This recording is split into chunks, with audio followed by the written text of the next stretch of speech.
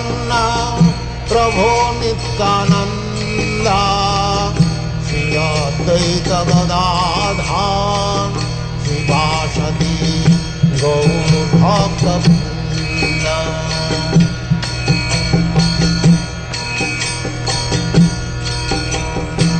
Shri Krishna Chaitanya Prabhu Nityananda Shri Advaita Gadadhar शिवासदि Gaur भक्तवृंद।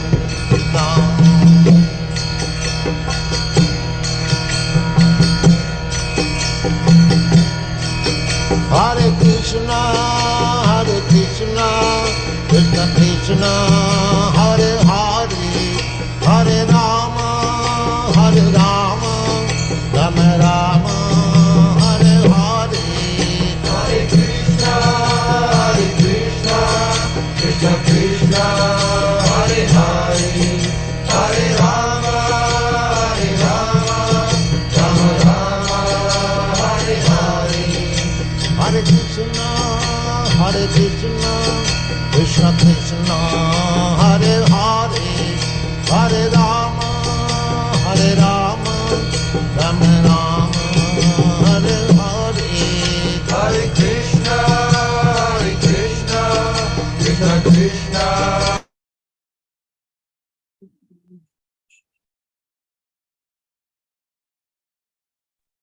Hare Krishna, and Dandas pranams to all devotees. To take this opportunity to welcome each one of you for the Nityam Bhagavata Sevaya. So today we have His Grace Smita Keshava Prabhu, who has joined us. He will be sharing the nectar with all of us. Prabhu, thank you so much for joining. And I'll just, without taking much time, I request you to kindly go ahead and share the nectar with all of us. I'm welcoming you on behalf of the Nityam Bhagavata Sevaya devotees to this forum. So thank you for joining. Hare Krishna, and over to you, Prabhu. Hare Krishna, Prabhuji. Prabhu. Thank you so much, Prabhu. Dhanatpuram to all the devotees. So thank you so much for giving this opportunity to discuss on Srimad Bhagavatam. So although I don't have any qualification, I'll do it as a service and for purification of myself and glorification of the Lord. So we'll start with yes. Om Namo Bhagavate Vasudevaya. Om Namo Bhagavate Vasudevaya. Om Namo Bhagavate Vasudevaya. Narayanam Namaskrutyam Naram Chaiva Narottamam Devim Saraswatim Vyasam Tato Jayam Mudirayet Nashtaprayeshu Abhadreshu Nityam Bhagavata Sevaya Bhagavati Attuttama Sloke Bhaktir Bhavati Naishtiki Krishnaya Vasudevaya Devaki Nandanaya Cha Nanda Gopak Kumaraya Govindaya Namo Namaha. Yeah. Once again, welcome all of you for today's Srimad Bhagavatam discussion. And I'd like to thank the devotees giving this opportunity. And I'd like to seek blessings from all the devotees assembled here, all the Vaishnavis and Vaishnavas, especially senior devotees. Please bless me that I will be able to speak whatever I heard and whatever I could be able to read from Prabhupada purports. So please bless me. With that, I would like to share my screen.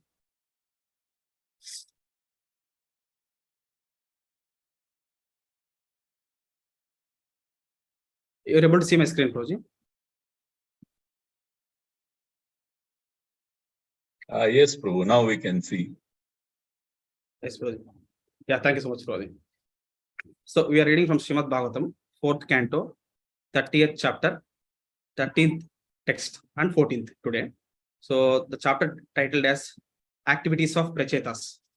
So we'll recite the verse 13th and 14th.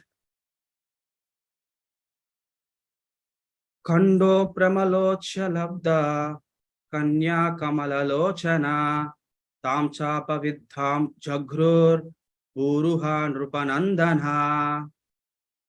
Khando Pramalocha Labda Kanya Kamalalochana Tam Chapa Vidham Jagrur Uruha Nrupanandana. Kandho Pramalocha Labda Kanya Kamala Lochana Tam Chapa Vidham Jagrur Guruhan Rupanandana. We'll read word to word.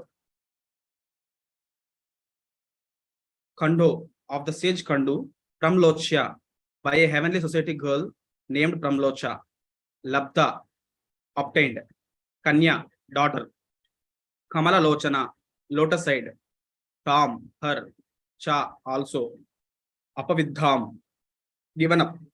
Jagru accepted. Uruha the trees. Rupanandana O sons of King Prachina Barishit.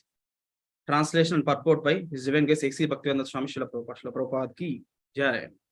Translation: O sons of King Prachina Barishit, the heavenly society girl named Pramlocha kept the lotus-eyed daughter of Kandu in the care of the forest trees.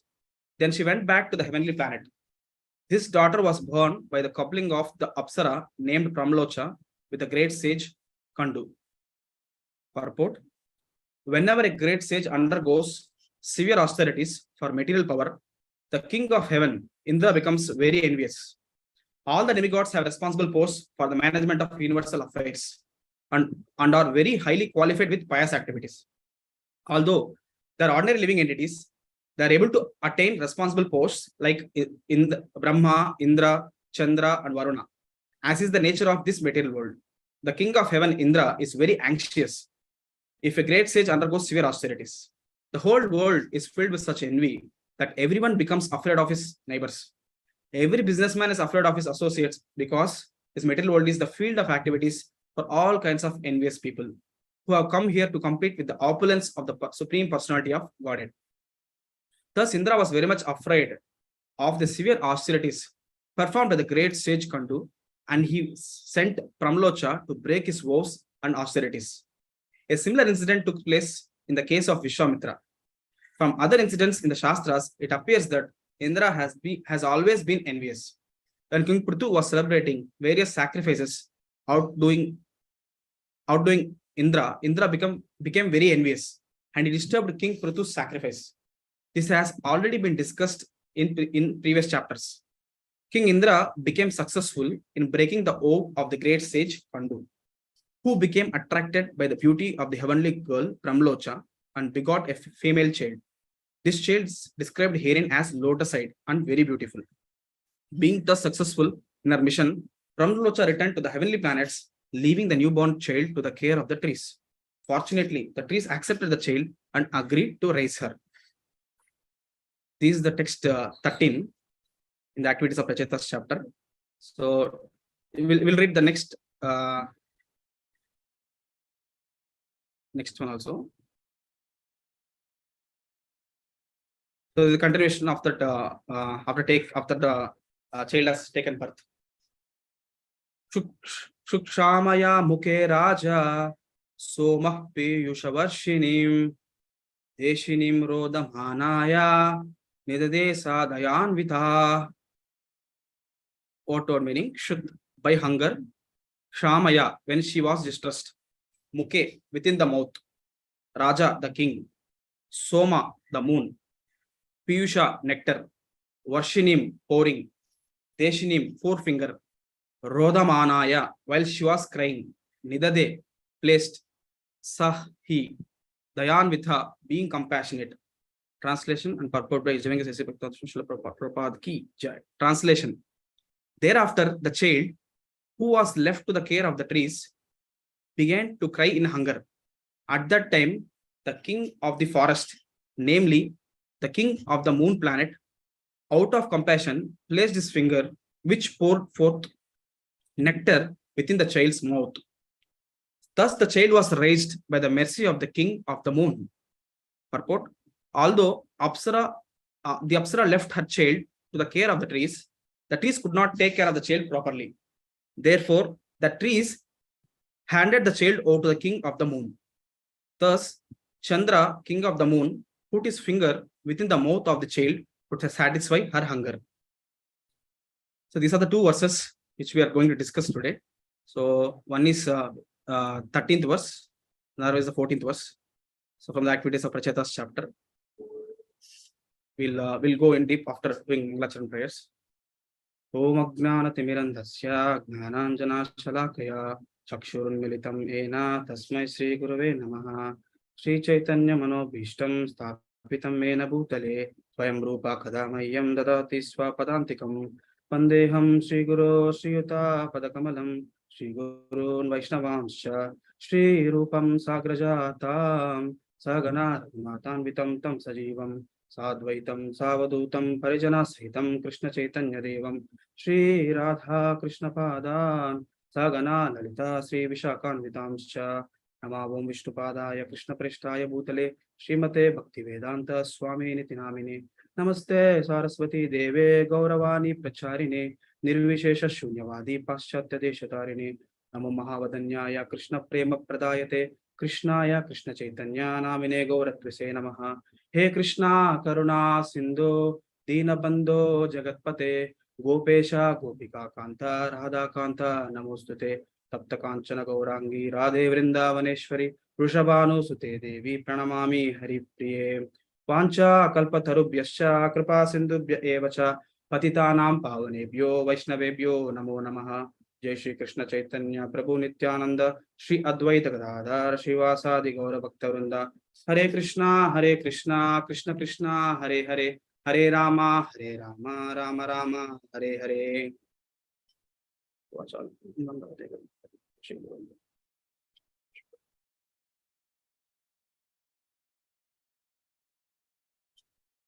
Hare Krishna.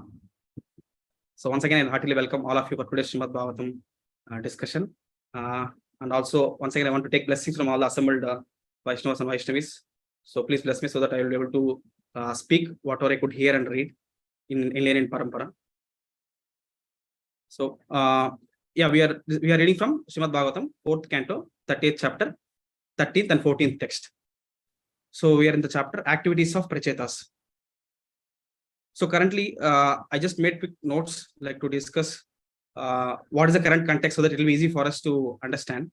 So first thing is, for me also it will be easy to understand like what is the current subject matter, what we're discussing, and then we'll start from there and go to 13th and 14th verse. So with that, what is the current context is, we all know how Sutta Goswami narrating Bhagavatam to Naimisharya sages. So Sutta Goswami explains in the second canto that the total 10 topics of Srimad Bhagavatam, so as I was showing in the slide, that is Atra Sargo Visargascha, Sthanam Poshana Mutaya, Manvantare Shanakata, Nirodha Muktir Ashraya. So first, like Sarga, that is the first part where universal creation by the Lord happens. So where the Mahavishnu and then Garbhodaksha Vishnu enters into every universe. So from Mahavishnu, all the planets comes, all the Brahmandas, and from there, every Brahmanda enters as Garbhodaksha Vishnu. And then further how the material elements like gross elements, senses, mind and everything, it takes place the first creation of the universe. And the second creation of the universe is Visarga, where secondary creation by Lord Brahma happens. So every Brahmanda has one Brahma, so who comes from the navel of Lord's lotus, and he will be taken birth on the lotus flower. And how from Brahma start the secondary creation, how he has given birth to many sons, and how they have continued further progeny.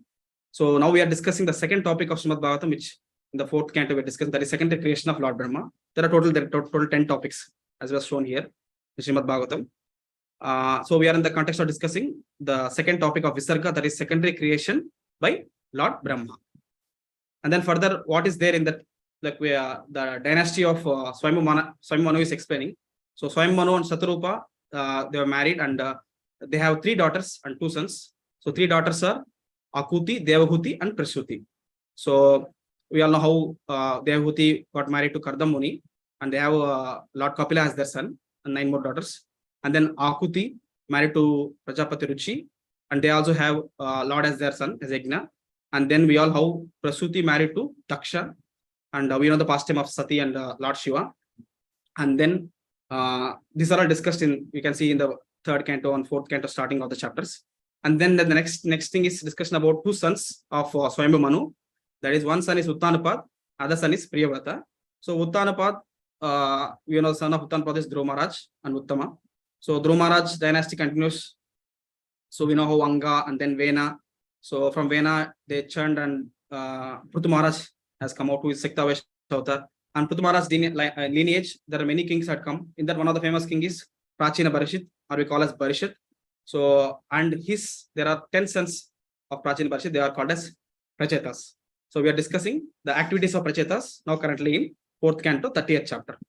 And further, the other brother of Uttanapada is Prevrat, brother of Uttanapada. Prevrat continues the dynasty of in 5th canto. So, but we are now discussing the 4th chapter, 4th canto, 30th chapter about Prachetas, who are the sons of Prachina Barishit. So, and then we are in 4th canto, 30th chapter. So, this chapter has divided so many contents, like you can see here, like how Prachetas, a son of Prachina Barishit, they are total 10 in number, and they were guided by their father that before entering taking care of all the kingdom and then rest the ashram, you have to undergo severe austerities and pray to Supreme Lord. So they all went for performing these austerities and for good cause, perform the austerities to please the Supreme Lord. And they were being guided by Lord Shiva. So Lord Shiva taught them Rudra Gita, and they learned from Lord Shiva and they practiced it under the waters for 10,000 years. So they did so nicely that Lord was so pleased, and Lord came to give darshan under the water. So that you can see the first 7 verses described about Prachetas attain Vishnu darshan. So when they are under the water performing the austerities for 10,000 years to please the Supreme Lord, doing Rudra Gita, so Lord has come on the shoulder of Garuda, so and with 8 hands. So nice description of Lord was there. How Lord having nice garments, yellow garments, garland, and then Kaustuba money, nice. Like it was explained that how on the Mount Meru that there was a white cloud decorating that. Like that, Lord was so nicely standing on Garuda, looks like effulgent, and under the water, Lord went along with Garuda. So, and there are so many associates of the Lord also had come with the Lord, so to bless Prachetas. So that was the first thing, discussion about how Prachetas pleased the Lord, and Lord has come to give darshan. And Lord description so nicely mentioned there. So, and then next was discussed about Lord's speech to Prachetas. So that 8th verse is very famous, like where Lord actually tells that I'm very happy with all of you what you have done. So if you see here,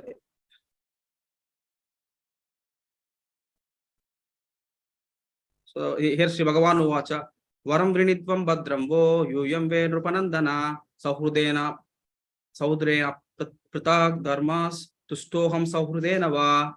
So he tells here, Lord actually tells to Prachetas that how he was so pleased. So the way they performed the devotional service together. So it was mentioned that the word Sauhrudena, that friendship. So they are, although they are 10 in number, they're practicing without any quarrels. So they are mutually cooperating, and their main goal is one, that to please the Supreme Lord. That was their one goal. And they are very mutually having good relationship with everyone. So now Varam Vrinitva, Varam, Lord is saying, I'm going to give benediction. Please ask me benediction. So that was the one. And then in that we are discussing now 8 to 21, where Lord is speaking to Prachetas. In that context, these verses what we are discussing today is 4th canto 30, that is 13th and 14th verses. So now Lord speaking to Prachetas here. So if you see the previous verses also, Lord mentioned that I was very happy, and also I want to give benediction.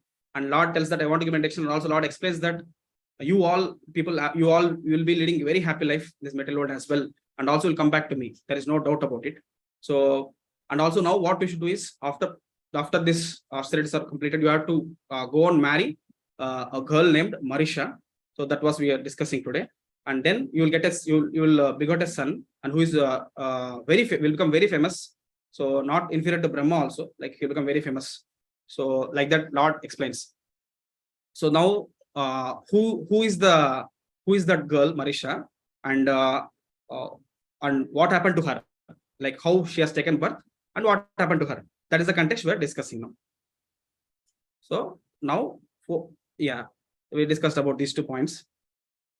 So the context is now we are in 4th canto, that is chapter 13th verse, where Kando Pramalochya Labdha. So 13th verse is very easy to understand.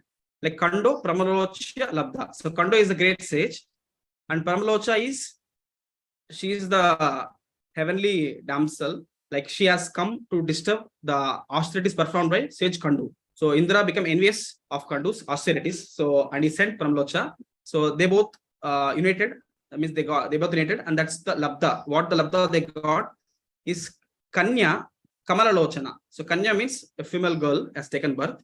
Kamala Lochana means the girl who has taken birth is very beautiful because she has a lotus eye. Kamala Lochana. So Tham Chapa Vidham Jagrur Guruhu Nrupanandana. So Tham Chapa Vidham. So you can see in the translation, Apaviddham means given up. So Jaguru means accepted. So both of them has given up. Like Pramlocha and Kandu, they both united and they given birth to Marisha. So now what happened? Pramlocha want to go back to heavenly planets again. Kandu want to continue again as the sage. He was further want to continue his practices again. So they both were left. So but who was taken care? Guruha means trees. So she left the girl for the trees to take care of her. So Nrupanandana, sons of King Prachina Barishit. So like that, it was explained here. So basically, this explanation was coming because after that, Prachina Barishit was preached by Narada Muni and tells the importance of devotional service. That context completes. Then immediately Vidura asked Maitreya, please explain me what happened to Prajatas. Like Prajatas all went there, right? His father told them to do austerities and they all went. So now they were what are their activities, what they will do. So anyhow, I know that they'll go back to Godhead, but what the activities they do. So and those questions when Vidura asked Maitreya Rishi, so Maitreya Rishi is explaining these verses at what happened. So that's why the sons of King Prachina Barishit, when he was recalled Prachina Barishit, so then Prachina Barishit will leave before even Prachetas return.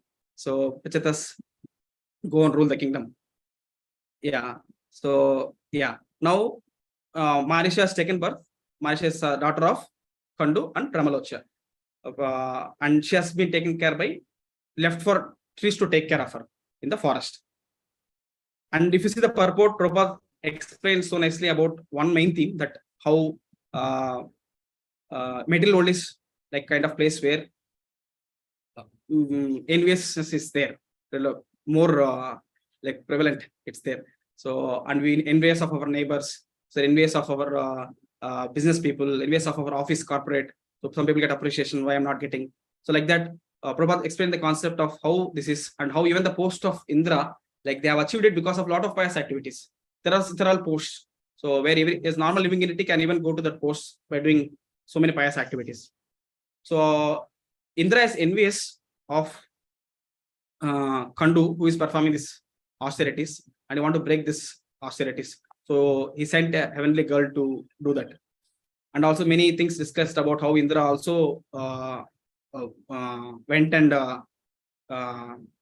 disturbed the Prithu's 100th sacrifice. So because of envious of Ashwamedha Yagna, what Prithu is performing. And same thing about Vishwamitra also discussed here.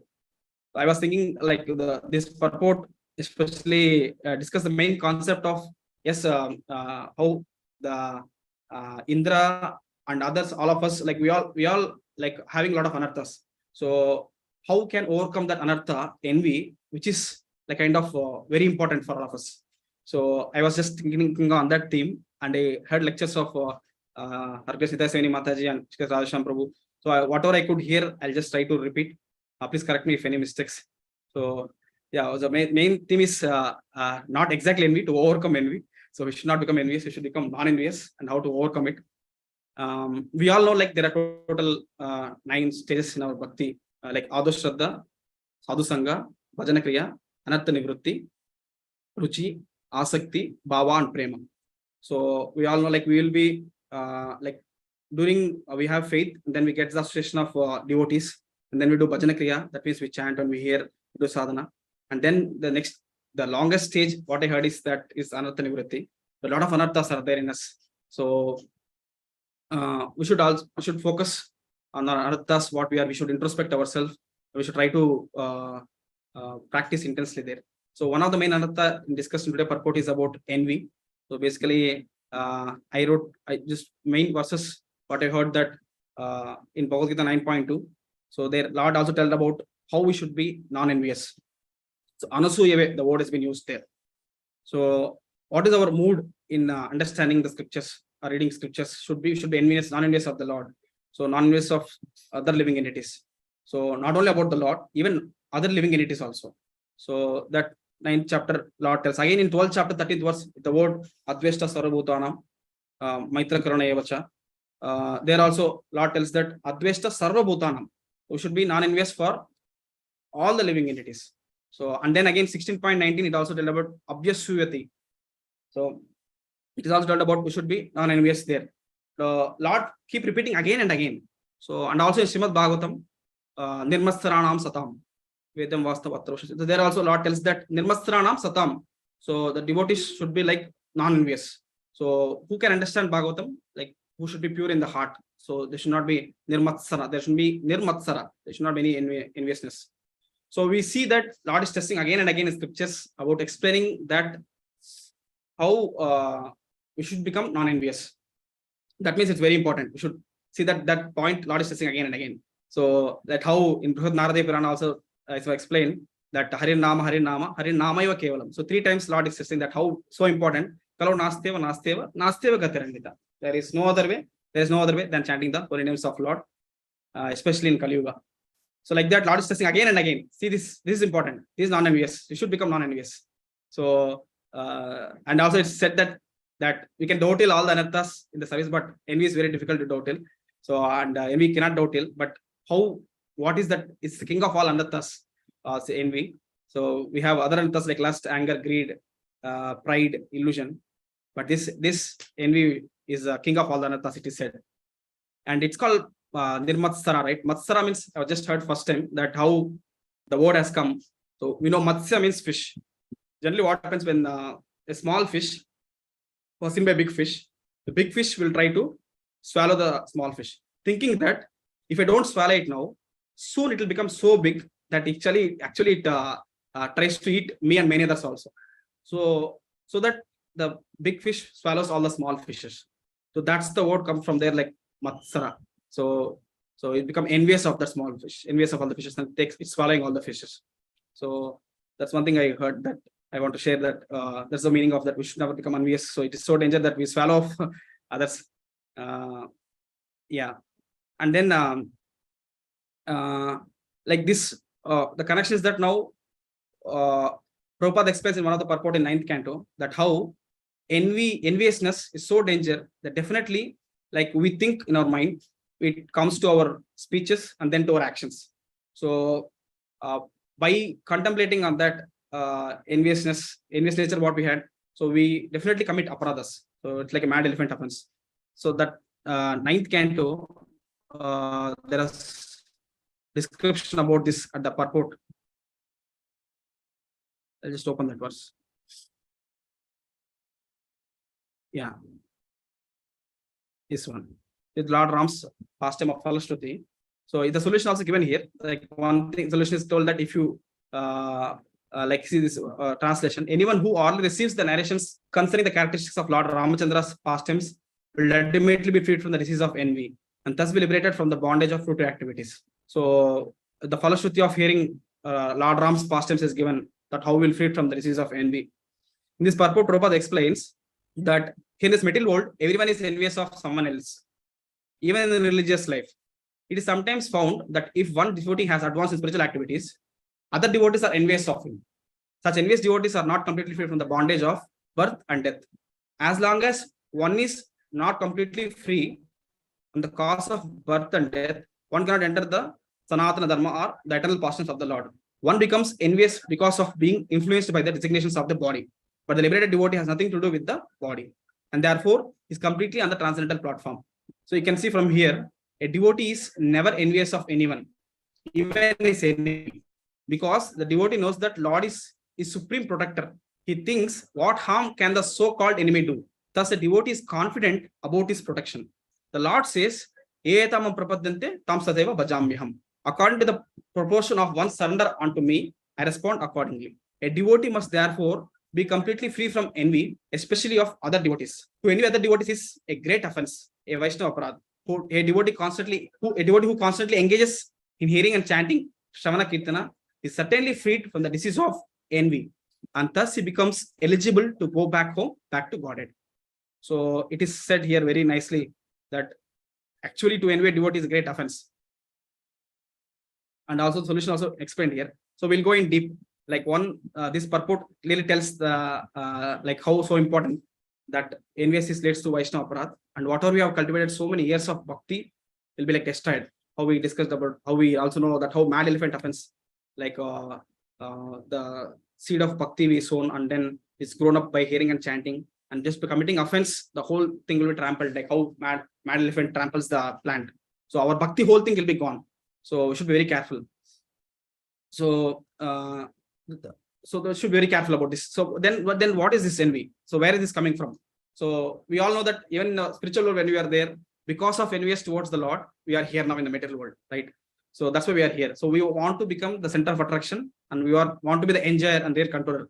So we should focus on like how to make sure that we have to work on it and throw out the envy, so that all other anarthas, actually I heard that the Lord will take care of it if you sincerely practice.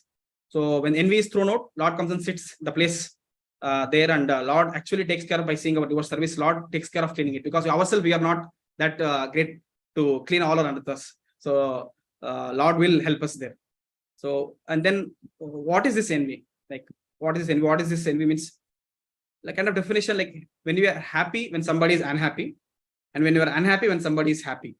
So this like kind of understanding this, like happy when somebody is unhappy, and when unhappy when somebody is happy. So it's like very kind of little bit like, we know that there is jealous, asuya. So jealous means, so like he has a like example I'm saying, if he has a good car, so he has very good car, like but I don't have. I feel that he has very good car, but I don't have it. So like kind of feeling that I don't have that car. So internally feeling that is like seeing them and feeling that I don't have it. So that is jealous. But envy means I don't have the car what he had, but he should not have it. Why he should have it? So like that, the tendency is like envy is much more dangerous. So yeah, that's the enviness. And actually I was hearing through the lecture where Mataji is explaining that this enviness is what we will not actually envious of the senior devotees who are like great souls, who are already we seek blessings from them. So so we will not be envious of them. And also whether there are juniors who are coming after us, Krishna consciousness, they are looking up to us. We will not feel envious to them also. So we may feel, but not that much. But we feel more envious when the devotees are the same, like kind of equals. So and we are together. So then we feel more envious. So and also many times we feel that no, I'm happy with whatever I'm practicing. I'm not unhappy when the devotees are unhappy. I'm also happy when devotees are happy. We may say that, but we should actually introspect ourselves. There are total 6 points Mataji is explaining to make us check. So but really it was really good exercise for me. So where I was going through, I was hearing through, and I felt that really, so there's a lot of enviousness is there. So these 6 points really helps us to introspect that actually we are envious or not. So the first test is that somebody is placed in front of you. How do you feel? Like I feel happy that somebody is praised. So my one of my devotees got praised, so I'm very happy about it. So you should think deeper. I'm really happy, I'm very happy, or I'm just happy. So and then again we have to deeply think, like, yes, I'm happy, or I'm not happy, or it's okay. So it's okay, or I'm not happy. So like that, like they are praising me, but they are praising the devotee. Why they are not praising? Why they are praising? So and why they are not praising me? So like that, if somebody is praised in front of you, how do you feel? So we should think, how do you feel? So in Chaitanya Charitamrita, there are so many pastimes and so nicely explained about how devotees are non-envious and their relationships and their reciprocations. So one instance, Mataji was explaining that how Chaitanya Mahaprabhu told Damodar Pandit that I love more than you, your brother. So then Damodar Pandit was very happy. So now today onwards, I feel that he is my elder brother. I am not his elder brother. So they were so happy that Chaitanya Mahaprabhu told that his brother is more close to him than him. So like that, so we should see that when others are praised, how do we feel? So we should check that. So we may tell that we are not envious, but these points will help us to see like how we feel. And the second test, when others make mistake, do you feel bad about it? So when any other devotees make mistake, how do we feel about it? So I was also introspecting this, like how if someone makes a mistake, we should not think that yes, he deserves it. So we should think. I mean, generally we may feel bad, but how much bad we feel? We should go introspect. Are we really feel bad? Are we just saying that I'm feeling bad that this thing happened? So like that we have to introspect. When others make mistake, so then we see that we should not be happy that he did a mistake, so we should deserve it. So we should also introspect this, and we should actually correct. So there was a connection. A nice story is there. So where how dangerous it is that when others make mistake and they are suffering and you feel happy about it. So I'll just quickly explain that short story, where there was a king in Satyuga, and actually he was very happy and about all the brahmanas in the kingdom, and he want to actually feed them. He want to feed them so nicely. So he called all the cooks all over the place so that he can feed more in number, and they're cooking in the open arrangements. So there he called all the brahmanas and they started cooking for them. There are so many items they have prepared. So then what happened during that time? They cooked so nicely, and they served all the brahmanas also. And brahmanas who had taken prasadam, they all died. So why? Because the reason is there was an eagle who killed a snake, and the snake was carried by eagle in the mouth, and it was dripping the poison. The snake died, and the snake poison was dripping. And when the preparations are being in the open place, right, the poison drops fell into that dal, and they served that dal to all the brahmanas. So because of that, all the brahmanas died. So then I heard that this file went to Yamaraj. So Yamaraj was discussing for this act of killing so many brahmanas, whom should get punished, right? So whom should get punished? So they were discussing that first we should punish king because he's responsible. He was only conducting this. He was want to feed all the brahmanas, so we should take care of that. Nothing should happen. So then another person said in the meeting that no, because king how he knows he was doing for good cause, but how he knows that this will happen, right? Another person said no, there should be should punish actually eagle. Why how she can carry the dead snake and near the place? But eagle is, other person said no, eagle cannot be punished because the eagle doesn't know eagle, that's the food for her. So eagle is carrying. And some person said we should punish snake. Snake is already dead, so how can snake be punished? And no, someone said no, you should punish actually the cook. He should be responsible, right? Actually, he is cooking, should ensure that nothing should happen while cooking. So the other person said no, he cannot punish because he might have went to bring some salt. That time this would have been happened. Who would not have seen? So like that, many people tell many reasons, but whom to punish? Yamaraj said no, we'll keep the case for pending for some time, and we'll take a decision. After 1 or 2 years passed, so Yamaraj came into the assembly, and he was telling that I know whom to be punished for this. So he said we have to punish the old lady who was selling flowers there near the kingdom. So they all asked why, and he explained that the old lady was selling flowers, and some of the brahmanas came near to her and asked, what is the route to go to that king's palace? So then she was laughing, she was mocking, saying that actually you want to go to the place of king. So that place is where king fed all the brahmanas, and all the brahmanas died. So she was so happy, and she was mocking them, saying that, so you want to go there? Like that she was asking. So yeah, that is the route you can go there. Like that she was telling. So then the Yamaraj said that they all were shocked by seeing that. So what is the wrong that she did? She just told that they were being died because of that what's the poison in the food, and many people have died. Yamaraj said that no, said the mocking or making fun of people and deriving pleasure from that, it's like their sins will transfer to us. So that's what Yamaraj told to those. So it's so dangerous that if you mock someone, if you make derive pleasure from someone, so making fun of the people, definitely it will actually, their sins will transfer to us. So killing of so many brahmanas sins have been transferred to that woman. Can you imagine? So that should also be very careful about it. And test 3, do we feel that I don't need to learn anything from anybody?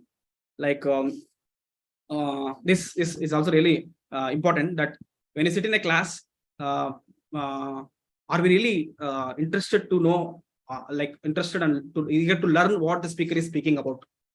Or like I know this point already. I heard this point. Oh, Krishna's Govardhan Lila, I know about it.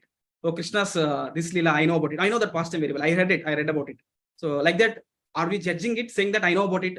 Or are we hearing and we are appreciating that point, and we are very nice that I'm hearing again and again the past tense. So initially when we come, we'll be like that, but later we feel that I know everything. So you will be in that mood. Are we in that mood, or are we actually hearing the class very attentively and trying to learn what's there in the class, what speaker is speaking about? So we should check that point as well. So that is the test 3. That do we feel I don't need to learn anything from anybody? Then test 4, do we feel everybody should respect me? Are we feeling that everybody should respect me? So there it was explaining that in the lecture that initially when you come to Krishna consciousness, we feel that I am servant of servant of servant. So like everyone is very senior. Then later few years go on that I am Prabhu, and few years Mother is saying that we become Mahaprabhu, and then Aham Sarvasya Prabhu, that everyone should respect me. Whenever it comes, they should give respect to me. So we should be in that mood. So we should check that, am I expecting respect from everyone, or are we giving respect to everyone? So that also we should test. That's the test 4. Do you feel everybody should respect me? And test 5, do I appreciation for everyone? Do I have appreciation for everyone? So again, same thing. We can check in our Krishna consciousness. Initially, when we come, we have appreciation for everything, whatever we receive. Even myself, I'm saying that when I initially attending temple, attending aratis, appreciating for everything, like taking Charanamrut, hearing Jagannathastakam. Nowadays, Jagannathastakams, we don't be sitting in temple only. We'll be roaming here and there. So like we don't even appreciate that whatever we are receiving, deities, darshan, prasadam. So we keep finding faults. Today prasadam, there is salt is less. Today prasadam is very spicy. So and then we find fault in so many things. So this today prasadam is not that great. So that will be a tendency. Like, are we appreciate everything what we are receiving? Are we finding faults? So we should be in a mood that I don't know anything, I want to learn. So we should be in that mood. But actually, as the time progresses, we change from I want to teach than to learn. So that is not good. And one point Mataji was explaining that how Vashishik told that very important is that I am living to be corrected by others. That point is very important. I am living to be corrected by others. But actually that changes slowly to I am living to correct others. So that is very dangerous. So I am living to be corrected by others. Always we should be under the guidance and should be corrected. So that is one thing. Yeah, there was one short story which was like explaining that how we came for one thing, like actually come to Krishna consciousness, understanding that how important it is and to progress in bhakti, but we forgot about it. And we see so many other things like finding faults. So we see correcting other people, what they're doing. So we forget what the purpose why we came, and we aren't appreciation of everyone what we are. So yeah, we try to do that. So that's the thing. I think we should actually take care of it. That was a short story. Like children, I was discussing that. I was hearing that story. How it was so nice that children gives up cricket where they're so interested, and they start thinking about one thing. The person made them more interested.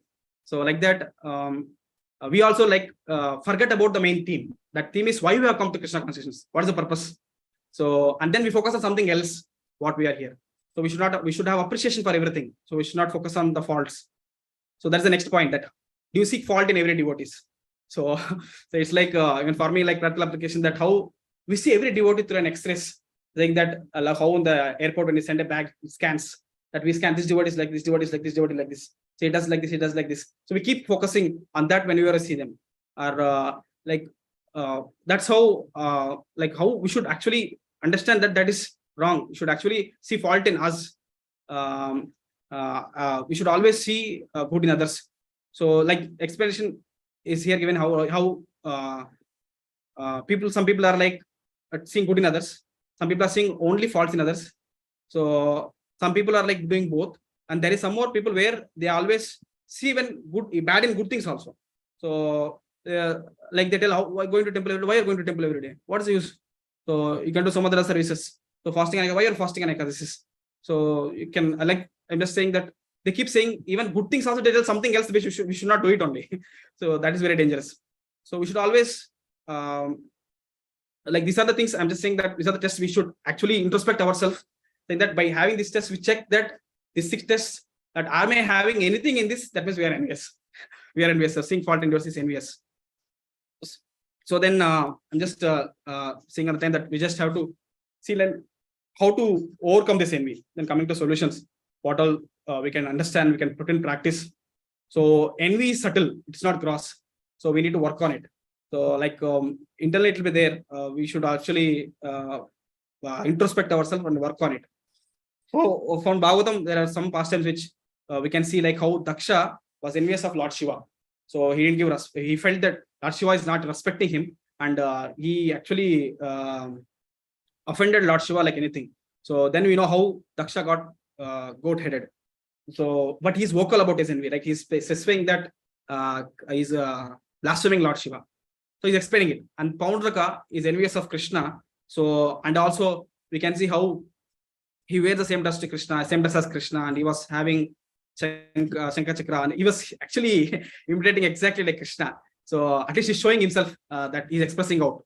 And Shishupal also same thing. So Shishupal also explaining clearly that how he's envious to Krishna and he's blaspheming Krishna. So that is one thing. And Gopal Chappal also, he showed how he was so envious of Shiva Thakur, and he put all the ingredients of Durga Puja inside his compound.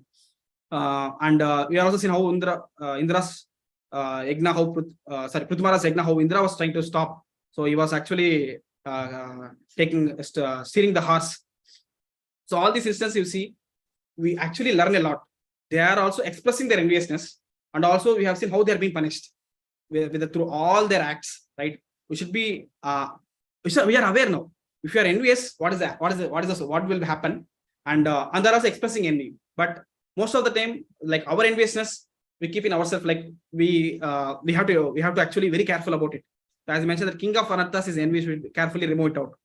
So it's like an injury outside we can cure it, but if the cancer is going inside and inside, we never we never come to know. So like one thing is, we should always, if you are feeling envious of someone, so we should actually glorify them. So Bhaktisiddhanta Saraswati Thakur used to tell that if you are envious of someone, you should actually glorify that person before public. He actually used to do it in the ashram, where he used to used to ask one person to stand up before even ask what do you feel about this person, tell at least one good quality. So he wears Kantimala, he wears Tilak. So all these things are very good qualities. Even they say that he's a good Vaishnava. So he does service so nicely. So by glorifying the devotees, by appreciating the devotees, so the enviousness slowly goes away. So that is one thing, appreciation of devotees. And second thing, we should also, by seeing other opulences, what other people are having, we become envious. He's so rich, he's so beautiful, he's having luxurious home. So actually, we should philosophically convince that all these material opulences are nothing but kind of ticklish pleasure. Like very nice thing. Ticklish means we keep tickling children, they laugh, right? So, but laugh is different, happiness is different. So we are not really happy with that. That's just like just tickling means just laughing about it. So like that, material opulences are like just tickling happiness. So it's not the real, it's laughing. It's not real happiness. So all these opulences are not permanent, and it not give the real happiness. So real happiness means engaging these things in service of the Lord. So philosophically, we should be very convinced. And if they're very opulent, that means they have done good karma. They're reaping their pious credits, right? So whatever we have should be satisfied with that. And then most of the time they have because of comparison. So we keep comparing. He has car, I don't have car. He has 2 BHK, I don't have 2 BHK, 3 BHK. So we keep comparing. So we should not keep comparing on these aspects. We should compare on how we can improve our Krishna consciousness.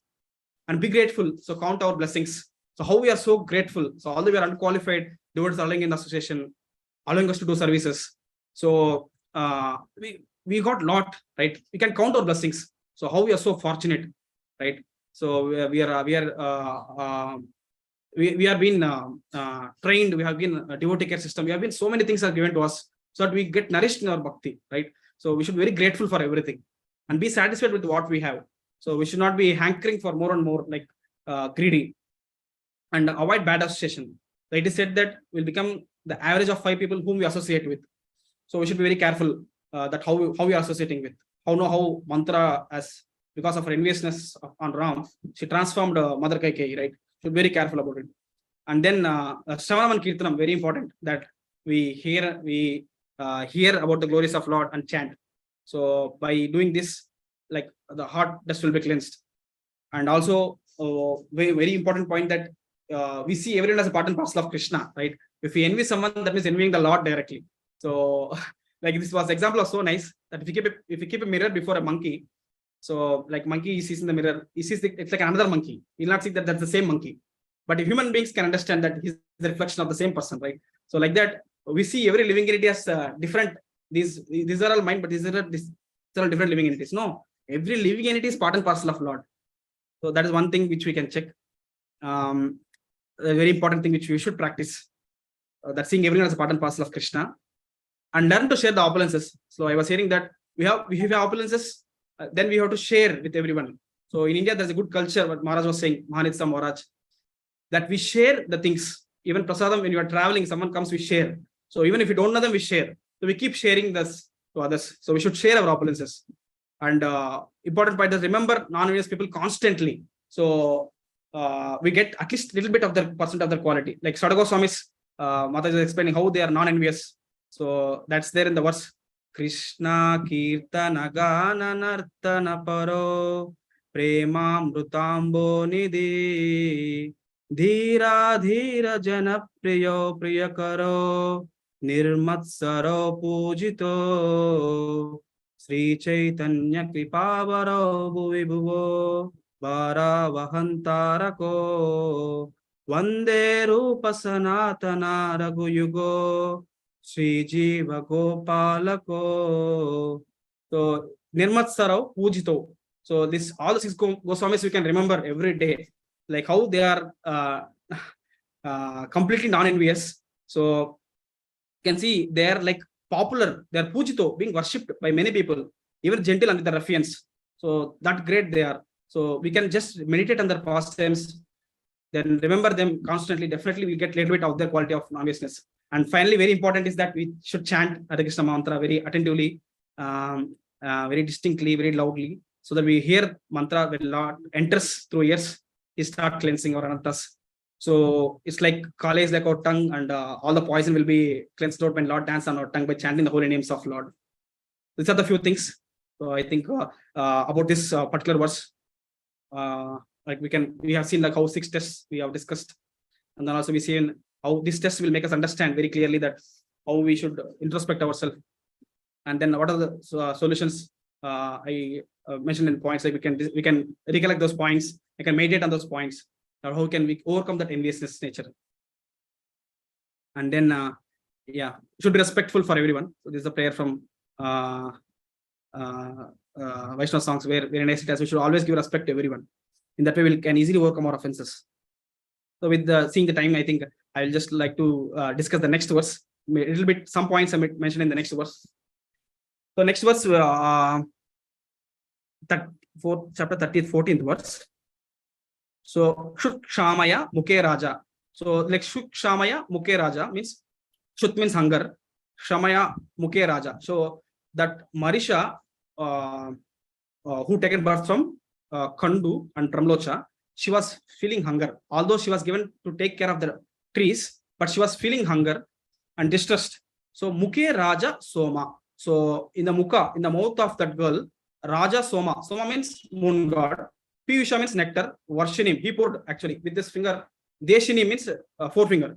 So he put the forefinger inside the mouth of Marisha, where he given the nectar. So Roda Manaya Nidedasa Dayanvita. So she was crying a lot because of hunger and distress, where trees could not take care. Where Lord of trees is Soma, and Soma has kept the finger inside the mouth of Marisha, which she was nourished, and he was very compassionate that she was nourished.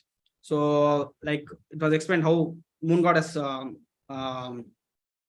nourished the Marisha, whom Prachatas will come and come out and marry her, right? Later, Lord was telling that you should marry her and you will beget a son who is not inferior than Brahma. So you can see that purport. Prabhupada explained that how moon god nourished the child, and he is the king of the trees. So like in scriptures also many times mentioned about where so male and female come together, they unite and leave the children, or their children was left like that. So, and who is taking care of all these children? Like understanding the perspective of that verse, I was hearing lectures from Kartikeya Prabhu, also from Whitefield congregation, that how he was explaining so nicely that how this can be connected to see how Lord is the ultimate maintainer of everyone in this material world. He is the caretaker. The like how Marisha was left for the keys to take care. We have seen in past times of where Kunti Devi, like we have seen many past times, Kunti Devi left Karna, right, floating. So, and then Sridhar Swami also, Sridhar Swami want to, Sridhar Swami, as per the blessings of the Lord, he also want to further proceed as an initiate. When the baby took birth, his wife passed away, and we know how the past time happens. That and he understood that how Lord is the ultimate caretaker. So that by seeing that lizard fell away, and lizard was actually a small lizard, immediately caught hold of an insect for her hunger. So who is teaching that all those things to lizard? So he may contemplate on it. Yeah, like these are very ideal standards, but what we should understand is that Lord is the ultimate caretaker, is ultimate maintainer. So even in the womb, like how is Lord is taking care of all of us. So womb is such a place where we understand that there are so many things are there in the womb, very complex. But who is taking care of all of us is the Lord. So Nitya Nityanam, Chetana Chetananam, Eko Bahunam Yo Vidadati Kaman. So Eko Bahunam Yo Vidadati Kaman. He's the ultimate maintainer. So even the Brahma, you can see how he took birth, but he was not knowing anything, any clue what to do. Lord inspired him what we should do, what he should do. So, but if you think that we are the maintainer of all of us, I am the maintainer of whole family, I am doing everything, then we are the Mudas. So, Kartaham iti manyate. So we actually the Mudas. So we should actually have the faith that Lord is the maintainer of all. And we should be having that unflinching faith that there are a few verses from Bhagavad Gita. Maybe I'll take some more minutes, but just I want to explain how the connection is there between Lord tells that even the moon god who is nourishing Marisha, for the moon god nourishment comes from the Lord himself. So Lord explains in Bhagavad Gita 15th chapter. These verses there is a nice connection. So in the 15th chapter there is 12, 13, 14, 15 verses. Lord tells that the splendor of the sun which dissipates the darkness of this whole world comes from me. The splendor of the moon and the splendor of the fire are also from me. So these three things are very important: sun, moon, and fire. Without this, our life, our existence will not be possible on this planet. So Lord clearly says that this is coming from me. So, and also how the moonshine, all the vegetables are nourished. So this, see, Lord says here that, so if one can understand that light, the splendor of the sun, the moon, and fire are emanating from Supreme Personality of Godhead, Krishna, then once Krishna consciousness will begin. It will begin when you understand that. So by the moonshine only vegetables are getting nourished. The moonshine is so pleasing that people can easily understand that they are living by the mercy of the Supreme Personality of Godhead, Krishna. Without his mercy, there cannot be sun. Without his mercy, there cannot be moon. Without his mercy, there cannot be fire. So without help of sun, moon, and fire, no one can live. These are some thoughts provoked to provoke Krishna consciousness in the conditioned soul. So for all of us, so nice it is. So then further also he explains, I enter into each planet and by my energy, they stay in orbit. I become the moon and thereby supplies the juice of life to all vegetables. So Lord tells that Somo Bhutva Rasatmaka. You can say Somo, the moon. We just discussed there also Somo, right? So Somo, the moon. So in this Prabhupada explains that there's a handful of dust. We just shake the hand, or if you do, everything will be gone, right? So we are resting on all that is on our hands. Similarly, everything is resting on Lord. So if Lord takes out, everything will fall apart. So like that, the Lord is the one who's nourishing all of us through all this, through his energies, everything is staying in orbit. And then I am the fire of digestion in the bodies of all living entities, and I join with the life air of life, outgoing and incoming, and digest the 4 kinds of food stuff. So even the Vaishtavana, or the fire inside, which makes us digest, is also Lord. That fire is very important. If we don't have the fire, then we actually we suffer like anything. So even if you have more fire problem, if you have less fire problem, so Lord is the one who is the maintainer of all of us. You can see how Lord is taking care of us. So to digest all these foodstuffs, licked, chewed, sucked, and if you could drink all these things, Lord is making us digest. So he's saying, I am that fire inside your body. And last verse, 15th chapter, 15th verse, like Sarvasa Chaham, this is very famous. Lord is like he is helping us to remember, he's helping us to forget, he gives us the knowledge and everything. So we can see how Lord is doing everything on the gross platform, on the body level, and also subtle level. That is intelligence, knowledge, forgetfulness, remembrance. Subtle, right? Even that is Lord is taking care. So the scriptures, we can clearly say that Lord is really helping us a lot. So he's the caretaker of everything.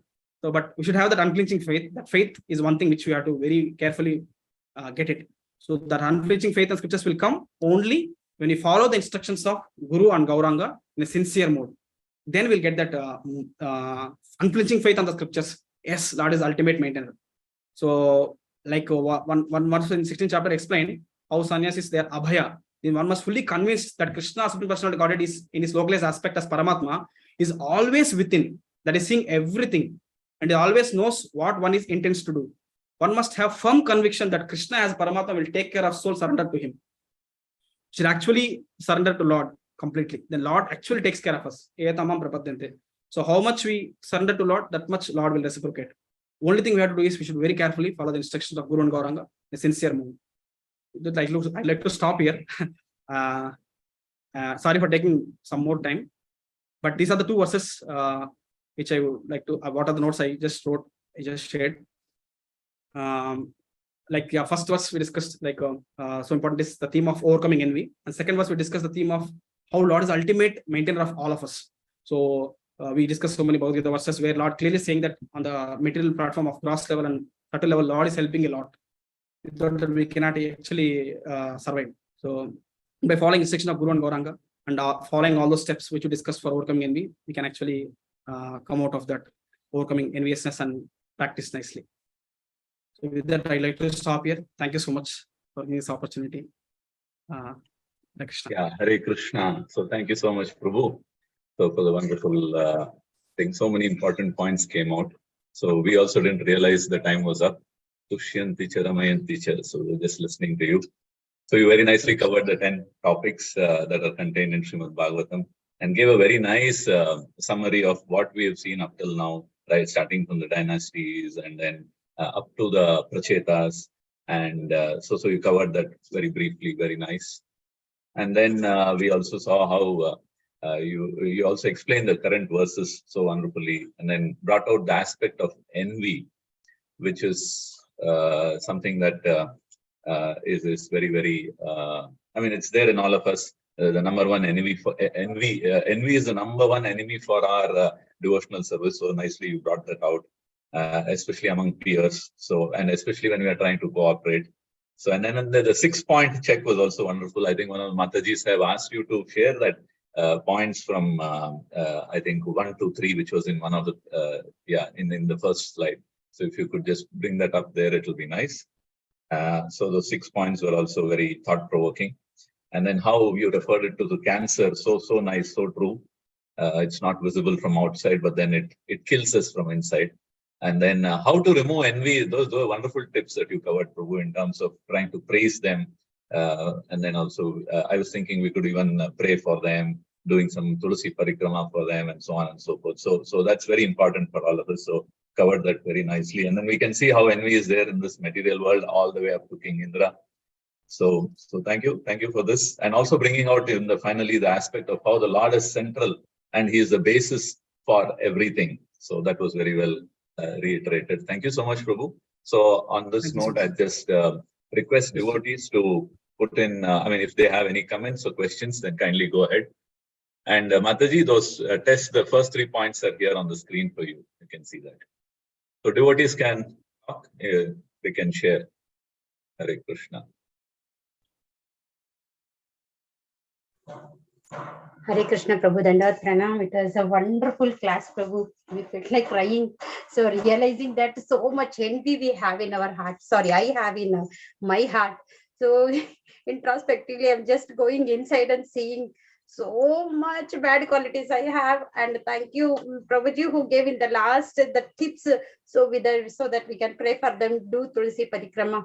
So understood what is my problem. And thank you for giving the solution for that, how to come out from that. But definitely I will try my best, but I require all the devotees prayers and blessings so that I can at least one day I'll come out from all this envy, anger, all the lust, all these things, and serve the Lord with good intention, good mood, good consciousness. Thank you so much, Prabhu. So many insight stories we have heard, and from that I think we'll be able to remember nicely. Thank you so much, Prabhu, for your endeavors. So much notes you have prepared, so many points you have made, a lot of information you have given to us. That I also come out of this envy. Thank you so much. Just repeated. Thank you. Hare Krishna. Hare Krishna. Hare Thank Krishna you so much. Prabhu, Dandavat Pranam. As usual, very interesting, very nice class. And the root cause of envy you told us. That is very interesting, Prabhu. How actually we have come back to this material world because of our envy to the Yes. Lord. Thank you so much, Prabhu. Dandavat Pranam. Hare Krishna.